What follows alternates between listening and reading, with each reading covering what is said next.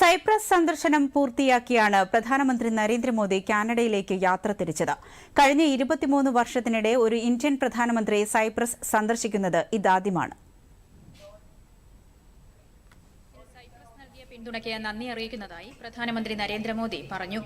UN സുരക്ഷാ സമിതിയിൽ സ്ഥിരാംഗത്വത്തിനു വേണ്ടിയുള്ള ഇന്ത്യയുടെ ശ്രമങ്ങളെ സൈപ്രസ് പിന്തുണച്ചതിനെ അദ്ദേഹം അഭിനന്ദിച്ചു.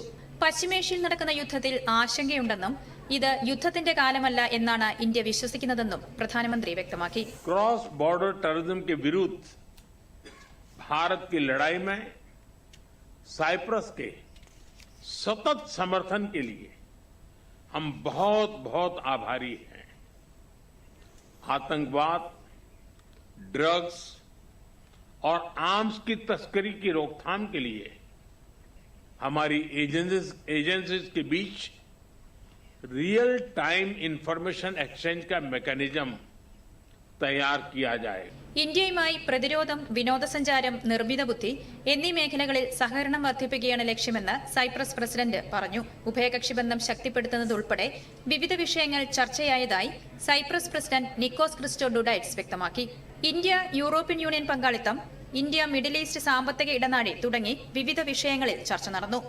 യൂറോപ്യൻ യൂണിയൻ ഇന്ത്യ ബന്ധം ശക്തിപ്പെടുത്തുന്നതിനുള്ള പ്രതിബദ്ധത ഇരു നേതാക്കളും ആവർത്തിച്ചു.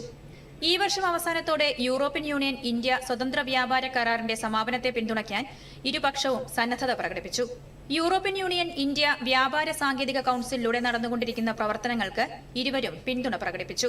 സൈപ്രസിന്റെ പരമോന്നത ബഹുമതിയായ grand cross of the order of Makarios III പ്രധാനമന്ത്രി നരേന്ദ്രമോദിക്ക് സൈപ്രസ് പ്രസിഡന്റ് സമ്മാനിച്ചു. പരസ്പര വിശ്വാസത്തിലും മൂല്യങ്ങളിലും അധിഷ്ഠിതമായ ഇന്ത്യയും സൈപ്രസും തമ്മിലുള്ള ദീർഘകാല ബന്ധത്തിന് പുരസ്കാരം സമർപ്പിക്കുന്നതായി പ്രധാനമന്ത്രി പറഞ്ഞു. 140 കോടി ജനങ്ങളുടെ പേരിൽ നന്ദി അറിയിക്കുന്നതായും നരേന്ദ്രമോദി വ്യക്തമാക്കി. केवल मेरा नरेंद्र मोदी का सम्मान नहीं है, ये 140 करोड़ भारतवासियों का सम्मान है. उनके सामर्थ्य और आकांक्षाओं का ये सम्मान है. നേരത്തെ പ്രധാനമന്ത്രി നരേന്ദ്രമോദിയും സൈപ്രസ് പ്രസിഡന്റും ലെമസോളിൽ സൈപ്രസിലെയും ഇന്ത്യയിലെയും വ്യവസായ പ്രമുഖരുമായി ചർച്ച നടത്തി. ബാങ്കിംഗ്, ധനകാര്യ സ്ഥാപനങ്ങൾ, ഉൽപാദനം, പ്രതിരോധം, ലോജിസ്റ്റിക്സ്, സമുദ്രം, ഷിപ്പിംഗ്, സാങ്കേതികവിദ്യ, നവീകരണം, ഡിജിറ്റൽ സാങ്കേതികവിദ്യകൾ, നിർമ്മിത ബുദ്ധി, IT സേവനങ്ങൾ തുടങ്ങി വിവിധ മേഖലകളെ പ്രതിനിധാനം ചെയ്ത് നിരവധി പേർ ചർച്ചയിൽ പങ്കെടുത്തു. News desk, Doordarshan.